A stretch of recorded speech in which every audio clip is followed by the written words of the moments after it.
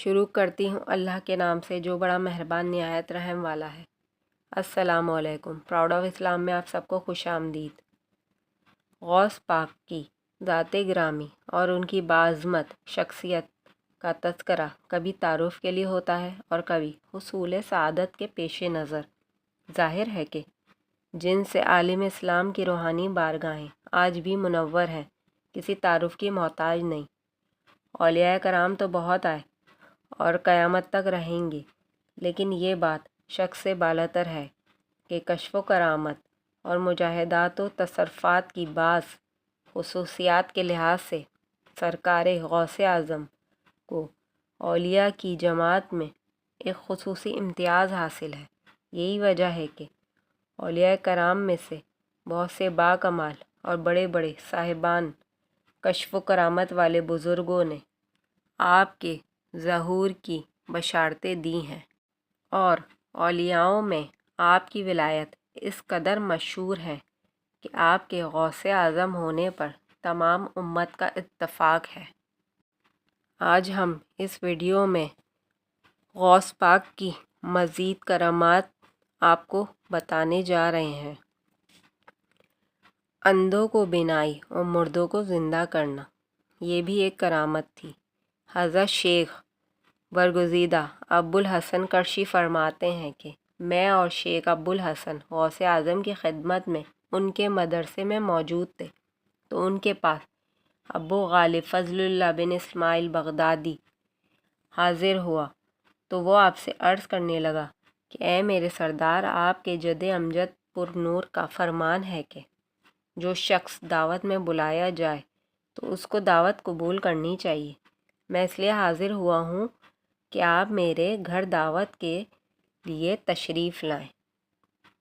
آپ نے فرمایا اگر مجھے اجازت ملی تو میں آؤں گا۔ پھر کچھ دیر بعد آپ نے مسکرا کر فرمایا میں آؤں گا۔ پھر غوث پاک اور ہم جب اس کے گھر دعوت پر گئے تو دیکھا کہ اس کے گھر بغداد کے علماء معززین جمع ہیں۔ دسترخوان بچھایا گیا جس میں تمام شرعی اور ترش کھانے کے لیے موجود چیزیں تھیں، اور ایک بڑا صندوق لایا گیا جسے 2 آدمی اٹھائے ہوئے تھے۔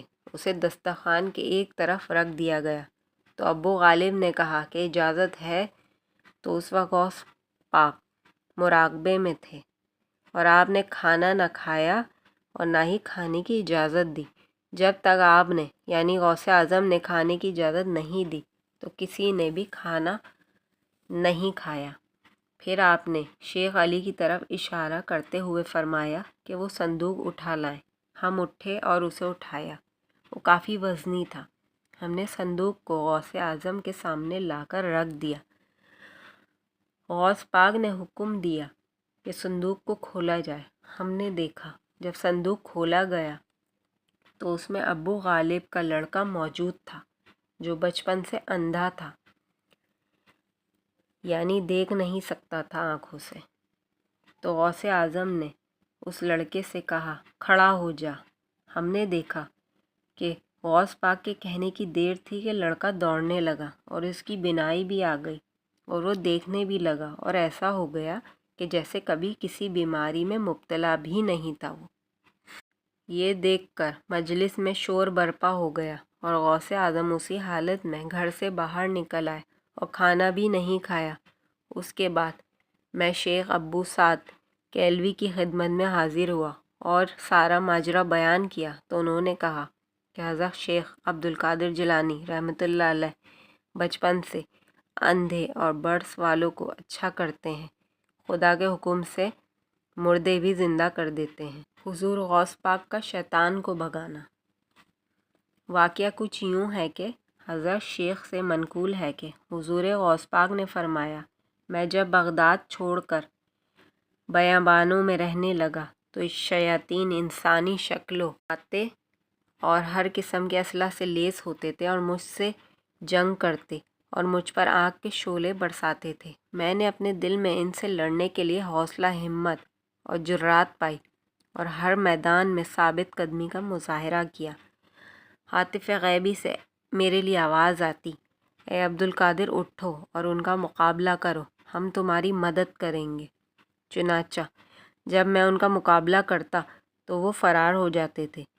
ایک شیطان نے مجھ سے کہا کہ یہ جگہ چھوڑ کر چلے جاؤ، میں تمہارا برا حال کر دوں گا۔ میں نے آگے بڑھ کر اس کے منہ پر تماچا مارا، جس سے وہ الٹے پاؤں بھاگ گیا۔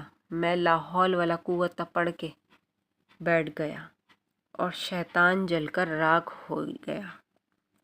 غوث پاک فرماتے ہیں کہ ایک دن ایک نہایت بدصورت شخص میرے پاس آیا اور کہنے لگا، میں ابلیس ہوں، آپ نے مجھے اور میرے گروہ کو تنگ کر دیا ہے۔ میں نے اسے جواب دیا، تو یہاں سے دور ہو جا۔ پھر اچانک ایک غیبی ہاتھ نمودار ہوا اور اس کے ہاتھ میں بھڑکتے ہوئے شعلے تھے۔ وہ مجھ سے جنگ کرنا چاہتا تھا، لیکن اس دوران ایک نقاب پوش گھڑ سوار آیا اور اس نے میرے ہاتھ میں تلوار دی۔ شیطان نے وہ تلوار دیکھی تو الٹے قدموں بھاگ کھڑا ہوا۔ ایک کرامت یہ بھی سنیں، بے موسم کا سیب۔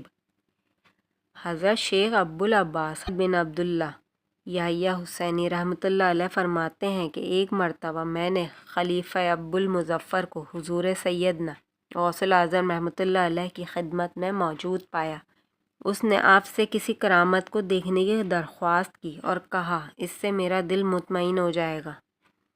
حضور سیدنا غوث الاعظم حضرت سیدنا عبدالقادر جیلانی نے خلیفہ سے پوچھا، تو کیا چاہتا ہے؟ اس نے کہا، ایک سیب۔ اور اس وقت عراق میں سیبوں کا موسم بھی نہیں تھا۔ آپ نے اپنا دست مبارک فضا میں بلند کیا اور دیکھتے ہی دیکھتے آپ رحمۃ اللہ علیہ کے ہاتھ میں 2 سیب آ گئے۔ آپ رحمۃ اللہ علیہ نے ایک سیب ابوالمظفر کو دے دیا اور دوسرا سیب خود رکھ لیے۔ ابوالمظفر نے جب اپنا سیب چیرا تو اس میں سے کیڑا نکل آیا۔ آپ رحمۃ اللہ علیہ نے جب اپنا سیب چیرا تو اندر سے سفید تھا اور اس میں سے خوشبو آ رہی تھی۔ ابوالمظفر نے وجہ دریافت کی تو آپ رحمۃ اللہ علیہ نے فرمایا کہ اس سیب میں سے کیڑا اس وجہ سے نکلا کیونکہ اس سیب کو ظالم کا ہاتھ لگا ہے۔ بچپن کی کرامت۔ حضور غوث اعظم سے کسی نے پوچھا کہ آپ نے خود کو ولی کب جانا؟ آپ نے فرمایا، میری عمر 10 سال کی تھی، میں مکتب میں پڑھنے جاتا تھا تو فرشتے مجھے پہنچانے کے لیے میرے ساتھ جاتے، اور جب میں وہاں پہنچ جاتا تو فرشتے لڑکوں سے کہتے، اللہ کے ولی کے بیٹھنے کے لیے جگہ فراخ کر دو، یعنی ان کے لیے جگہ دو۔ ایک رات میں قرآن پاک پڑھ لیتے تھے، یہ بھی ایک کرامت تھی۔ حضور غوث اعظم نے 40 سال تک عشاء کے وضو سے نماز فجر ادا کی، اور آپ کا یہ معمول تھا کہ آپ کبھی بھی وضو کے بغیر نہیں رہتے تھے۔ یہی نہیں، حضور غوث پاک 15 سال تک ہر رات کو ایک قرآن پاک ختم فرماتے رہے تھے۔ یہ تھیں حضرت شیخ عبدالقادر جیلانی کی کرامات۔ سیدنا شیخ عبدالقادر جیلانی غوث اعظم اللہ کی عطا سے بے کسو اور حاجت مندوں کے مددگار ہیں، اس لیے آپ کو غوث الاعظم اور پیرانے پیر سے یاد کیا جاتا ہے آج تک۔ اللہ پاک ہم سب کی حفاظت فرمائے، اللہ پاک ہم سب کا نگہبان۔ اللہ حافظ۔